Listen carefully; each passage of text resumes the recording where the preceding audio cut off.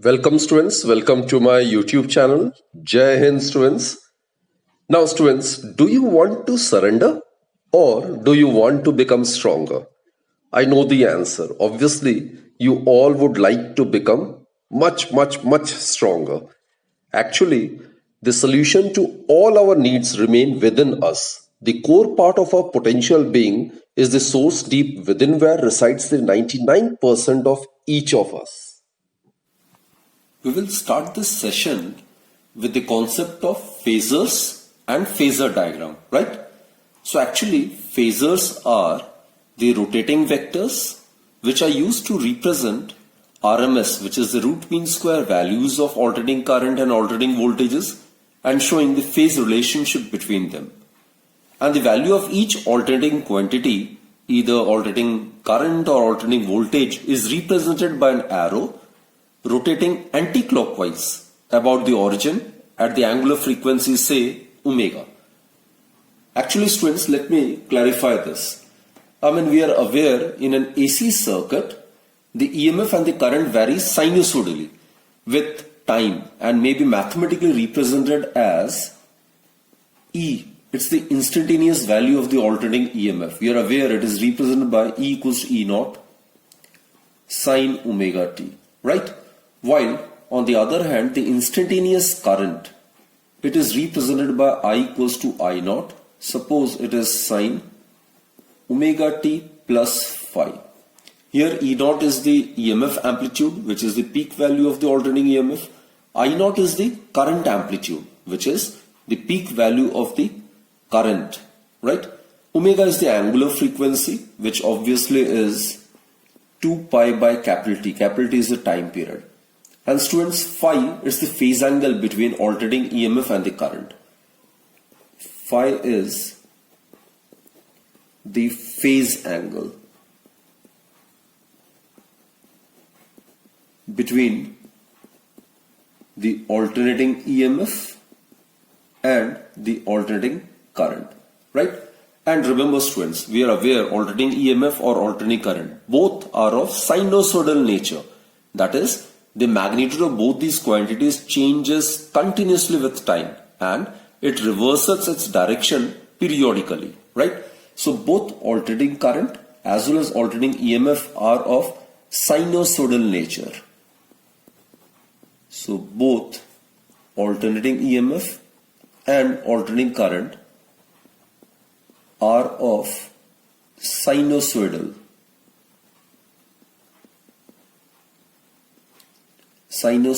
nature, that is, whose magnitude keeps changing continuously with time and reverses its direction periodically, right? So therefore students, the instantaneous values of alternating EMF or the alternating current may be considered as the projection of EMF amplitude and the current amplitude respectively, right? So I'll state this point, it's a very important. E and I, these are the instantaneous values of the EMF and the instantaneous values of the alternating current respectively. So it may be considered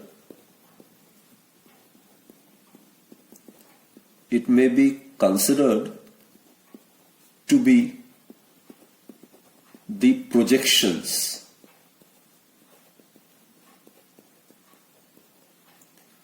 of EMF amplitude and current amplitude. This is the EMF amplitude, which is the peak value of EMF. I naught is the current amplitude, which is the peak value of the current, right? So basically phasors are the quantities which vary sinusoidally with time and can be represented as projection of a rotating vector. That's the definition of phasor. So I will write this alternate definition as well. So a phasor is thus a quantity, right, which varies sinusoidally. Sinusoidally, as I've stated, it means that its magnitude changes continuously with time and it reverses its direction periodically. So phasor is a quantity which varies sinusoidally with time and represented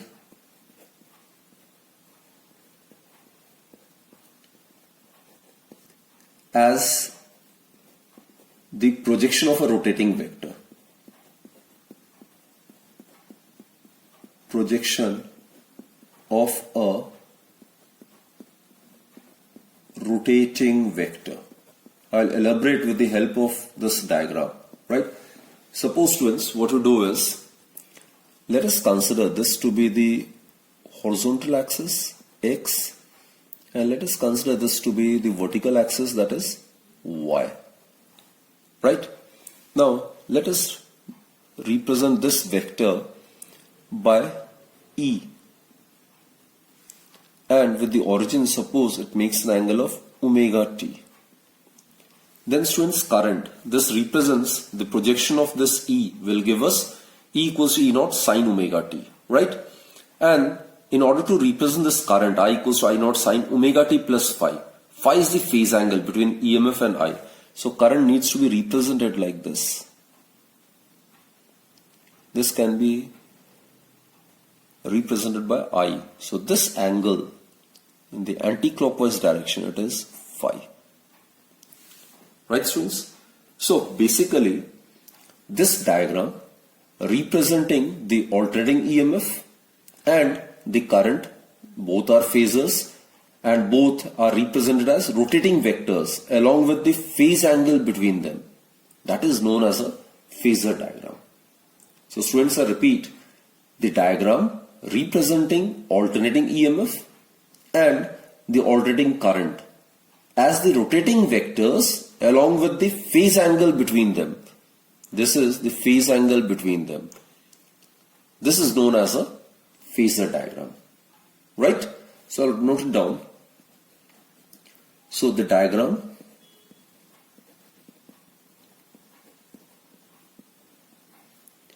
representing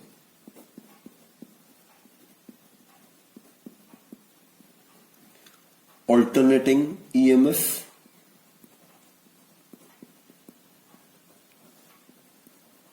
or voltage and alternating current. Now, as you are aware, both are of sinusoidal nature and can be represented as rotating vectors, so both are phasors. So they are represented as the rotating vectors, isn't it? They are represented as the rotating vectors along with the phase angle between them.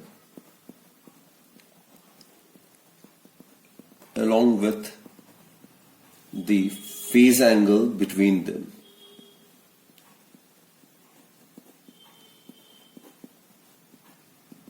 Such diagram is known as a phasor diagram.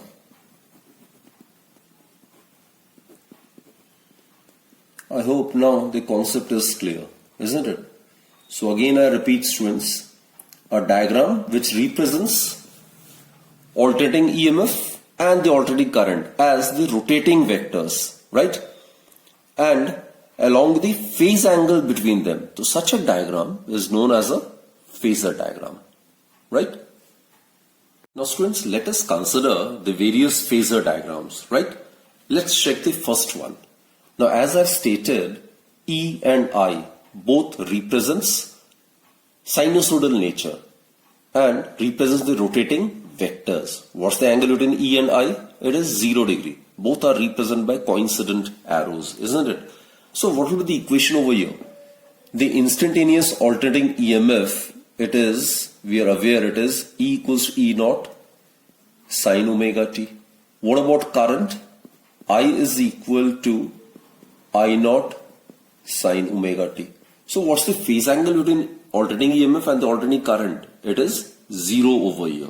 So here, phase angle between EMF and the current in this case is 0. In such a case, E and I are said to be in the same phase. Are said to be in the same phase. That is, they are in the same state of vibration.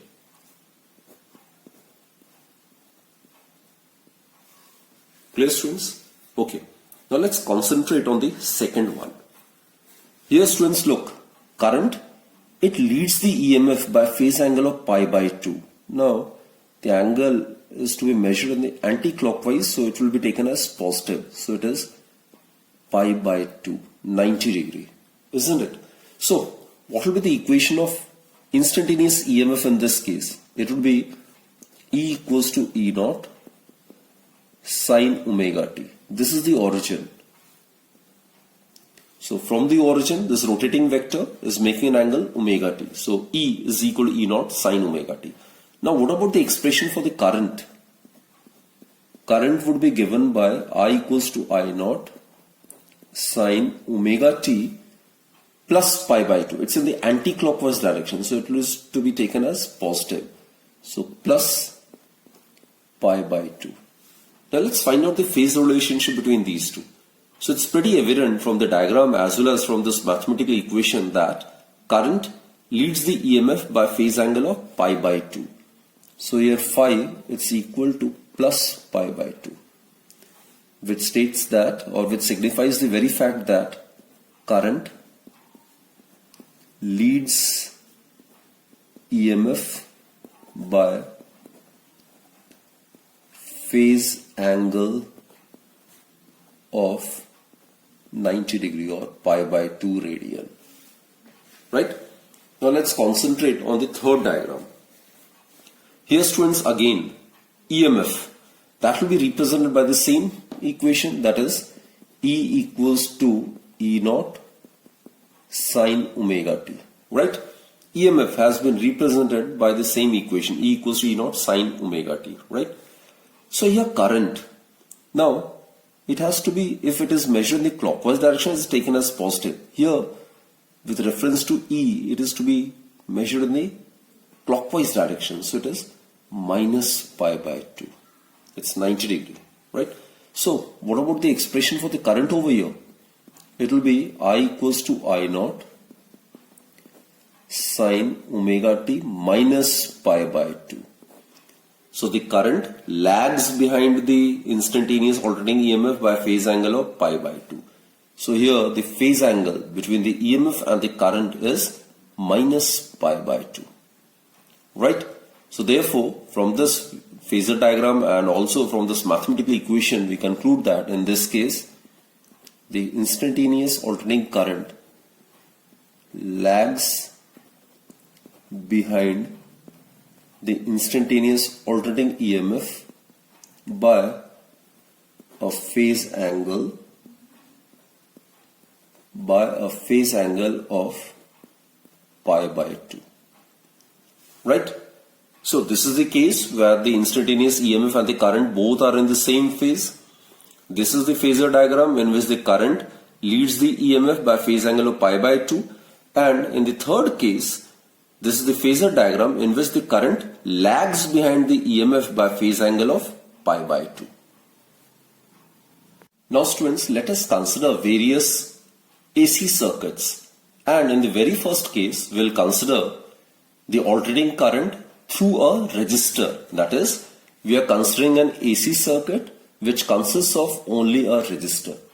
So let us consider a pure ohmic resistor, say of resistance R.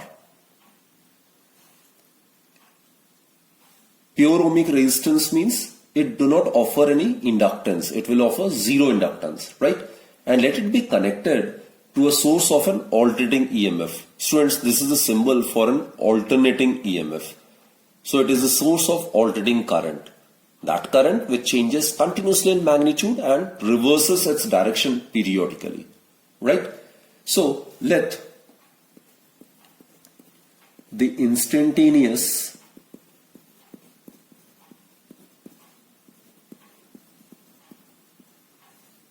value of alternating EMF be given by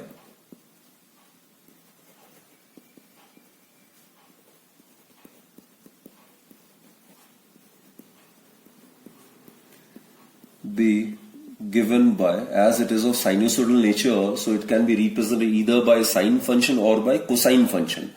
So let us represent it by sine function. E equals to E naught sine omega t. This is the instantaneous value of alternating EMF, and E naught is the peak value of the alternating EMF, which is also known as the EMF amplitude, right? Now in this case, students, the instantaneous value of EMF due to the source, it will be exactly equal to the instantaneous value of the potential drop across the resistance, isn't it? So in this case, the instantaneous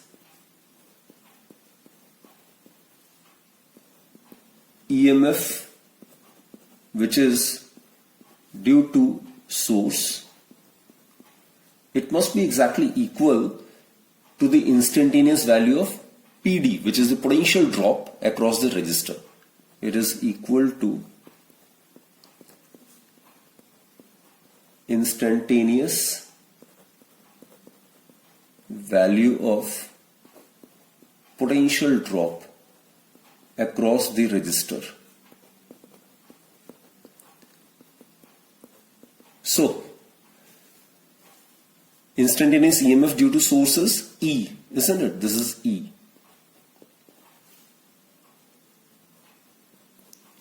And it is equal to the instantaneous value of potential drop across the resistor.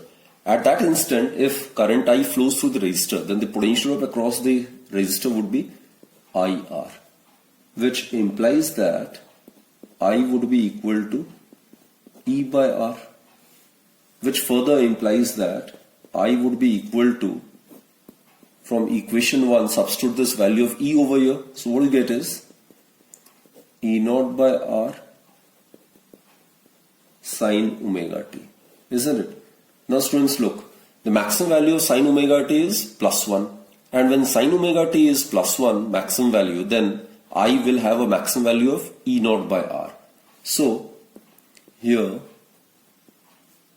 I naught, which is the peak value of current or known as the current amplitude, it is equal to E naught by R. I naught is the current amplitude, or as I have stated, it is the peak value of the current, or it is the peak value of the current. It is the peak value of current, right? So what we get is I is equal to E naught by R, as we have stated, it's the current amplitude represented by I naught sine omega t. Put this as equation 2. Now, what our objective is, first to write the mathematical equation for the instantaneous EMF, then to find out the mathematical expression for the instantaneous current, and then graphically we will plot the graph showing the variation of alternating EMF and the alternating current with time, and then we will draw the phasor diagram so as to determine the phase relationship between them, right?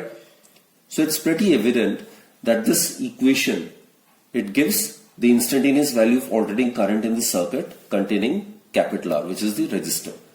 And from 1 and 2, it's pretty evident that the alternating current is in phase with the alternating EMF when AC current flows through a resistance.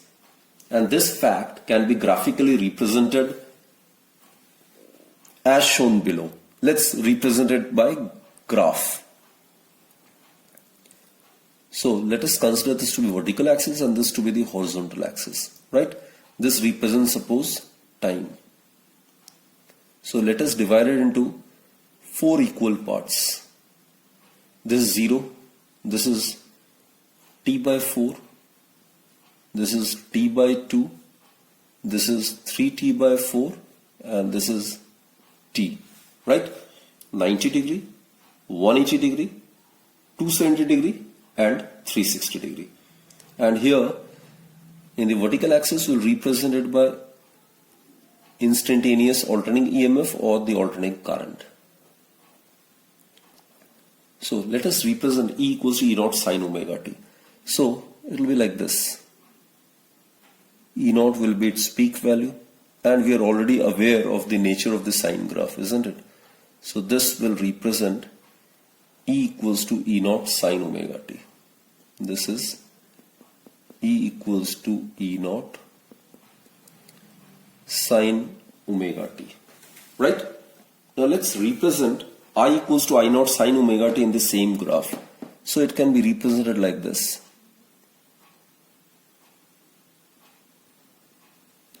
This will represent I equals to I naught sine omega t. I is equal to I naught sine omega t. Now look students, over here initially both E and I are 0. At t equals to t by 4, both the alternating EMF and the alternating current attains peak value. Then again at t by 2, which is 180 degree, both becomes 0. Then at 270 degree, both attains maximum value in the opposite direction. And again at small t equals to capital T, that is on the completion of the entire cycle, again both becomes 0. So it's pretty evident from this graph that alternating EMF and the alternating current both are in the same phase in an AC circuit consisting of a pure resistance R, right? So we can also draw the phasor diagram as well. Let's draw the phasor diagram. This is suppose the x-axis, and let us consider this to be the y-axis. Now phase angle between these two is 0. So EMF and current both must be represented by coinciding lines. So if this represents EMF, this is the origin, and the angle which it makes with the x-axis, that is omega t, isn't it? E equals to E naught sine omega t. Now in order to represent current, I equals to I naught sine omega t, both should be represented by coincident arrows because the phase angle between them is 0 degree. So here the phase angle between EMF and the current is 0. So that's a very, very important conclusion, is that in an AC circuit comprising of resistor only, the EMF and the current are in the same phase.